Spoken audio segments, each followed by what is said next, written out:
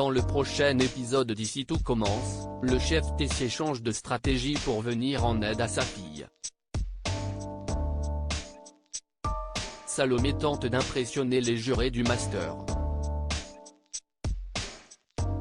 Lionel tente de se surpasser en cuisine. Attention, les paragraphes qui suivent contiennent des spoilers sur l'épisode d'Ici tout commence diffusé mercredi soir sur TF1. Si vous ne voulez rien savoir, ne lisez pas ce qui suit. Mercredi 1er février dans Ici tout commence. Charlène touche au bug et cherche à savoir pourquoi Tessier a retourné sa veste au dernier moment. Ce dernier est franc, il compte privilégier sa fille, qui a toutes ses chances. De son côté, Salomé est dégoûtée que son projet ne puisse jamais voir le jour. Elle peut compter sur Thomas pour lui remonter le moral. Il lui propose une date dans la soirée pour lui changer les idées.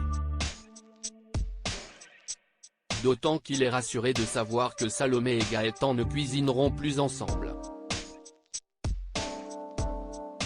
Contrairement à Thomas, Anaïs et Enzo gardent toujours espoir que Salomé trouve un moyen de rebondir car son projet est génial.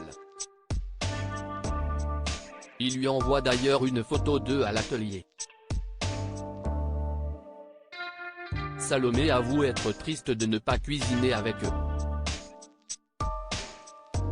Thomas lui propose alors de commencer leur date dès l'après-midi. Mais au même moment, Gaëtan débarque pour annoncer à Salomé qu'un de ses amis, ex-sportif de haut niveau, a l'intention de monter un restaurant sain à 2 pas de l'Institut. Il convainc Salomé de lui présenter ses plats pour qu'il puisse s'associer. Bien qu'il soit sur la réserve, Thomas encourage sa petite amie à se lancer. Pendant ce temps, les jurés se réunissent à l'atelier pour goûter les plats des élèves du master. Tous s'accordent à dire que le projet de Charlène est bien abouti et que son assiette a été parfaitement retravaillée. Édouard Fayet confie d'ailleurs discrètement à la jeune fille qu'elle est la gagnante de l'appel à projet. Ravie, Charlène fait péter le champagne et trinque à sa victoire avec ses parents. Tessier confirme que sa fille sortait du lot même si les délibérations ne sont pas encore terminées. Constance remercie son époux d'avoir arrangé les choses. De son côté, Gaëtan aide Salomé à terminer ses plats, puis lui avoue que son ami sportif n'existe pas. Il a inventé toute cette histoire pour la motiver à cuisiner rapidement et présenter son projet au jury.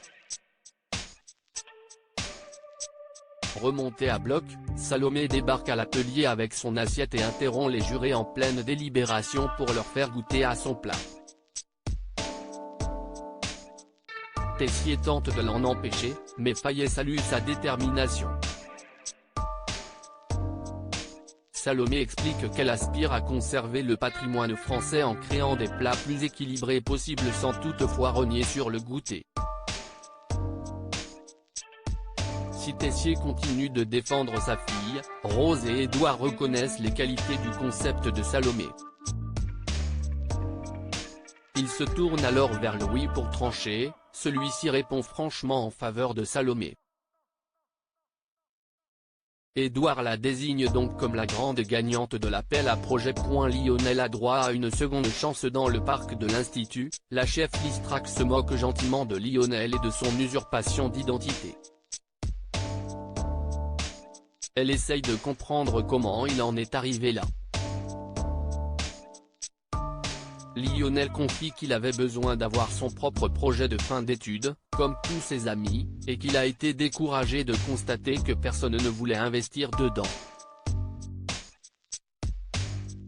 Listrac rétorque qu'il aurait pu attendre d'intégrer le master pour présenter son projet, mais Lionel est trop impatient et n'a surtout pas envie que quelqu'un lui pique son idée entre-temps. Plus tard, Lionel profite du studio pour cuisiner. La chef Vaton passe le voir avant son rendez-vous avec Myriel. Elle l'interroge sur ce qu'il est en train de préparer. Lionel répond qu'il prépare du chou-fleur fumé et confit avec du safran, accompagné d'un tartare d'ail. La chef l'encourage à continuer sa recette à condition qu'elle puisse revenir goûter le rendu final. Vaton et Listrac reviennent toutes les deux y goûter et ne cessent de complimenter Lionel sur son plat. Olivia avoue alors qu'elle a insisté pour que Stéphanie laisse une seconde chance à son élève préféré.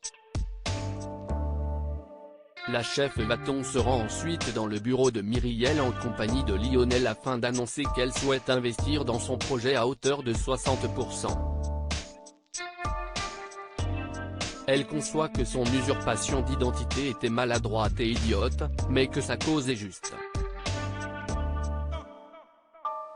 Dans ces conditions, Myriel déclare que Lionel conservera sa place à l'Institut. Toutefois, il sera sanctionné. En l'occurrence, il va devoir aider Souleymane au potager. Souleymane prépare son départ. Souleymane informe son père qu'il doit partir à Paris dès la semaine prochaine pour commencer à travailler au service de la chef Meyer. Il ressent un mélange de hâte et d'appréhension. Très fier de lui, Antoine le rassure. Plus tard, Souleymane donne son dernier cours aux premières années.